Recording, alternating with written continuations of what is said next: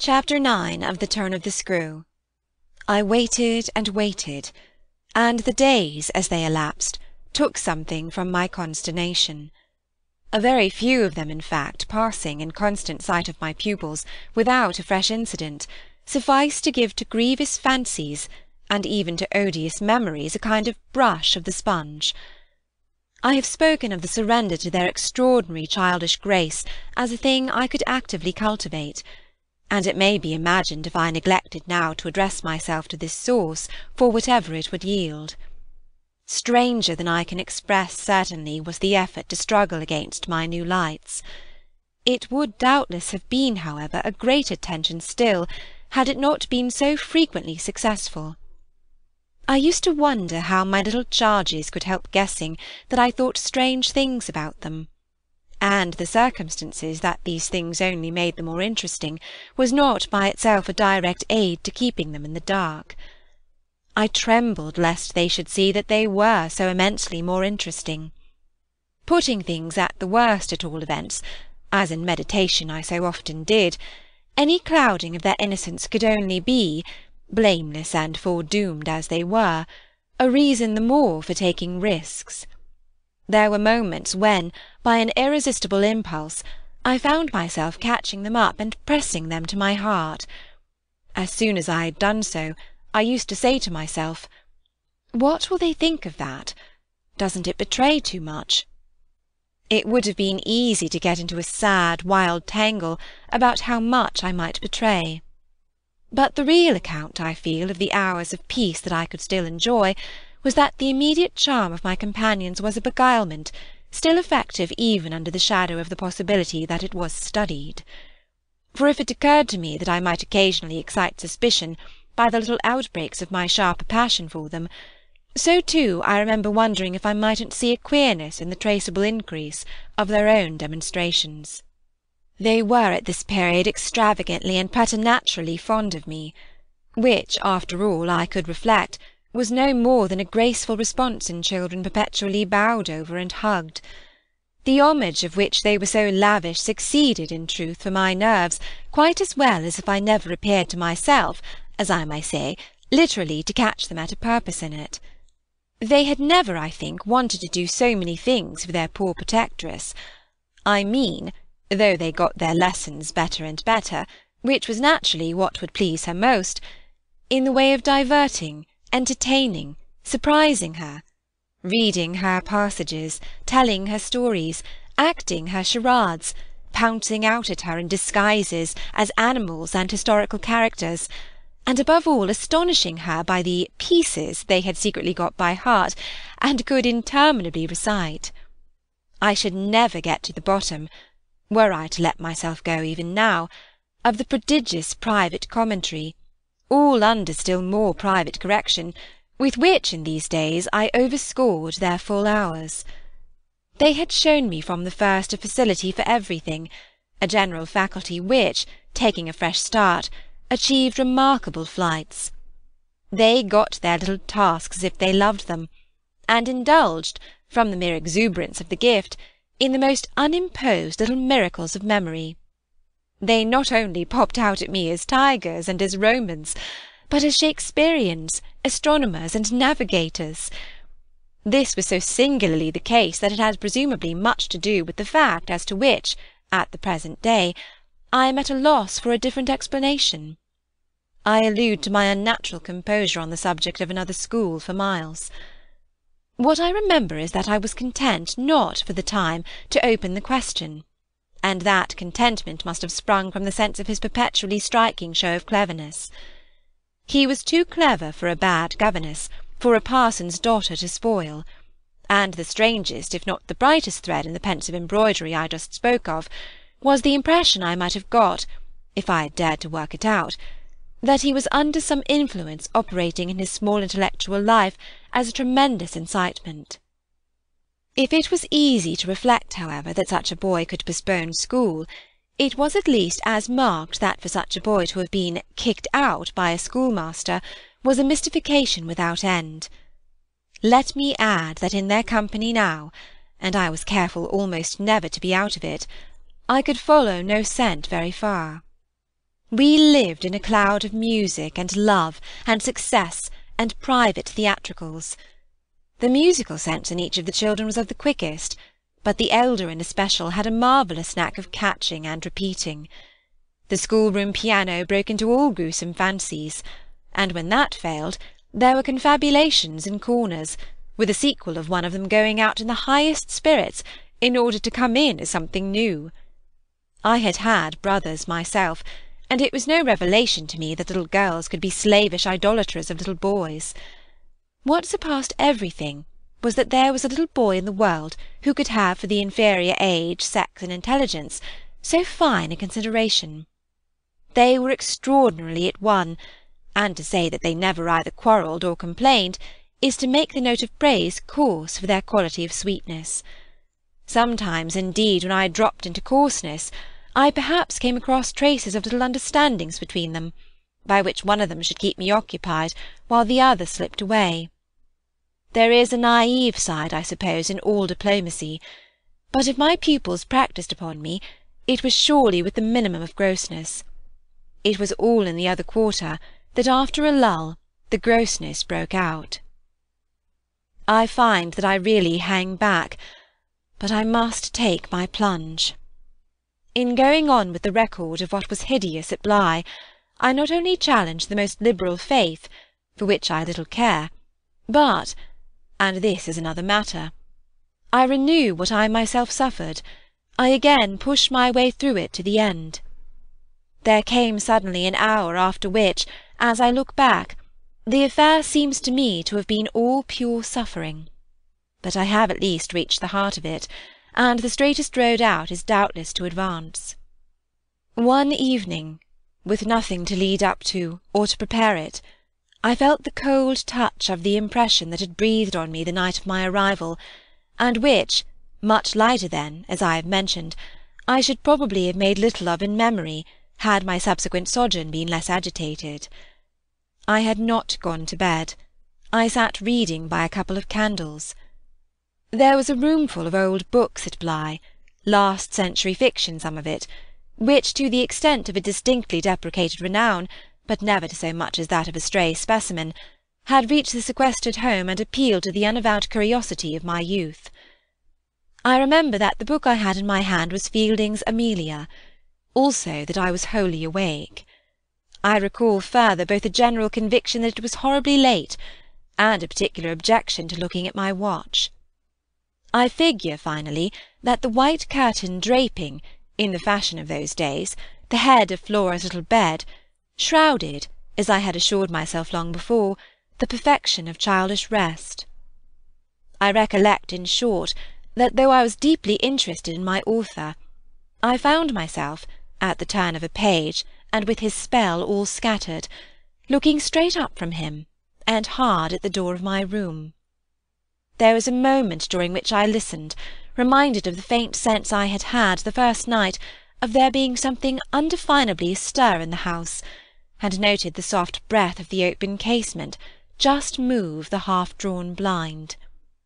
Then, with all the marks of a deliberation that must have seemed magnificent, had there been any one to admire it, I laid down my book, rose to my feet, and, taking a candle, went straight out of the room, and from the passage, on which my light made little impression, noiselessly closed and locked the door.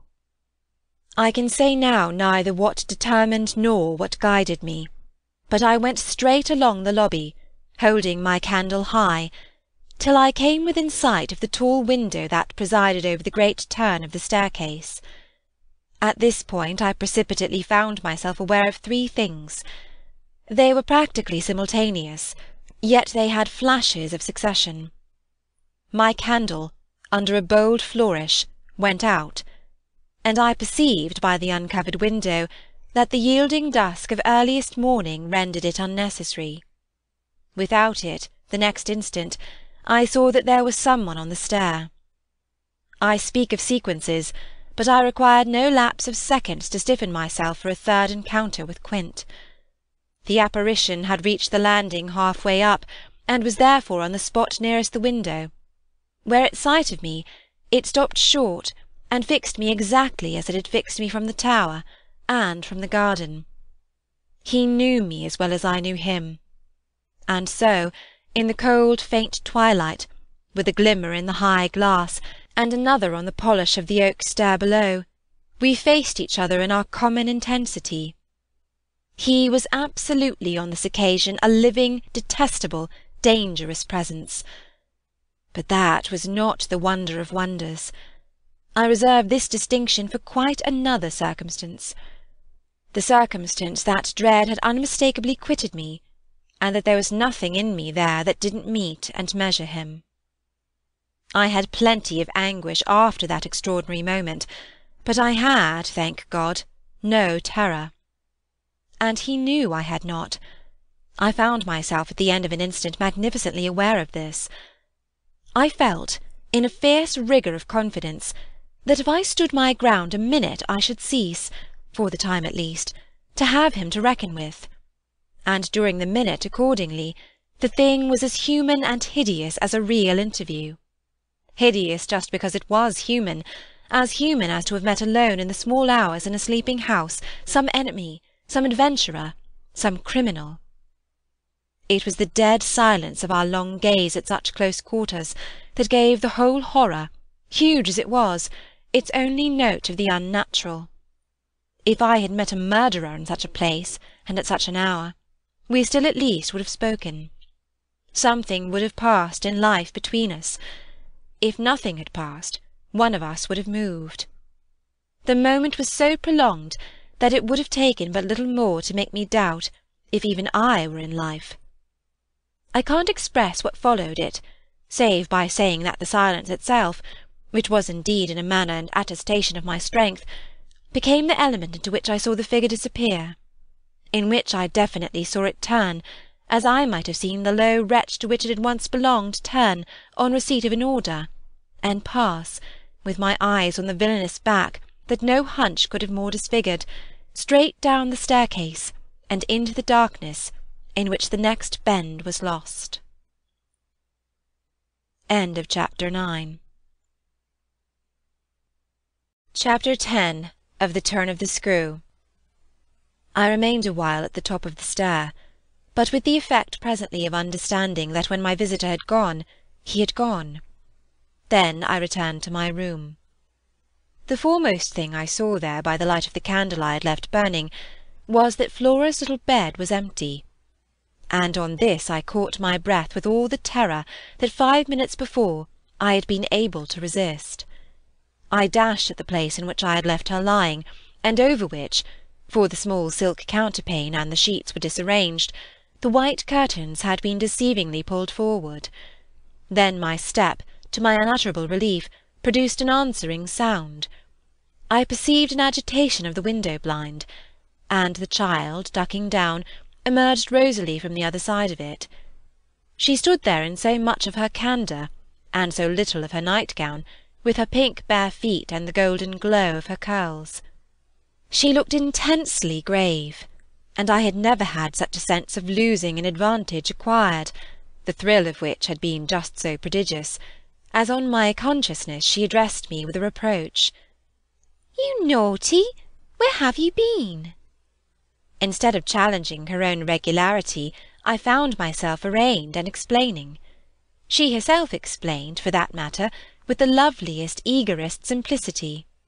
She had known suddenly, as she lay there, that I was out of the room, and had jumped up to see what had become of me. I had dropped, with the joy of her reappearance, back into my chair, feeling then, and then only, a little faint, and she had pattered straight over to me, thrown herself upon my knee, given herself to be held with the flame of the candle full in the wonderful little face that was still flushed with sleep. I remember closing my eyes an instant, yieldingly, consciously, as before the excess of something beautiful that shone out of the blue of her own. "You were looking for me out of the window?" I said. "You thought I might be walking in the grounds?" "Well, you know, I thought someone was." She never blanched as she smiled out that at me. Oh, how I looked at her now! "And did you see any one?" "Oh, no!" she returned, almost with the full privilege of childish inconsequence. Resentfully, though, with a long sweetness in her little drawl of the negative. At that moment, in the state of my nerves, I absolutely believed she lied, and if I once more closed my eyes, it was before the dazzle of the 3 or 4 possible ways in which I might take this up. One of these, for a moment, tempted me with such singular intensity that, to withstand it, I must have gripped my little girl with a spasm that, wonderfully, she submitted to without a cry or sign of fright. Why not break out at her on the spot and have it all over? Give it to her straight in her lovely little lighted face. You see, you know that you do, and that you already quite suspect I believe it. Therefore, why not frankly confess it to me, so that we may at least live with it together and learn, perhaps, in the strangeness of our fate, where we are and what it means? This solicitation dropped, alas, as it came. If I could immediately have succumbed to it, I might have spared myself—well, you'll see what. Instead of succumbing, I sprang again to my feet, looked at her bed, and took a helpless middle way. "Why did you pull the curtain over the place to make me think you were still there?" Flora luminously considered, after which, with her little divine smile, "Because I don't like to frighten you." "But if I had, by your idea, gone out?" She absolutely declined to be puzzled. She turned her eyes to the flame of the candle, as if the question were as irrelevant, or at any rate as impersonal, as Mrs. Marset or 9 times 9. "Oh, but you know," she quite adequately answered, "that you might come back, you dear, and that you have." And after a little, when she had got into bed, I had for a long time, by almost sitting on her to hold her hand, to prove that I recognised the pertinence of my return. You may imagine the general complexion from that moment of my nights. I repeatedly sat up till I didn't know when. I selected moments when my room-mate unmistakably slept, and stealing out, took noiseless turns in the passage, and even pushed so far as to where I had last met Quint. But I never met him there again, and I may as well say at once that I on no other occasion saw him in the house. I just missed on the staircase, on the other hand, a different adventure.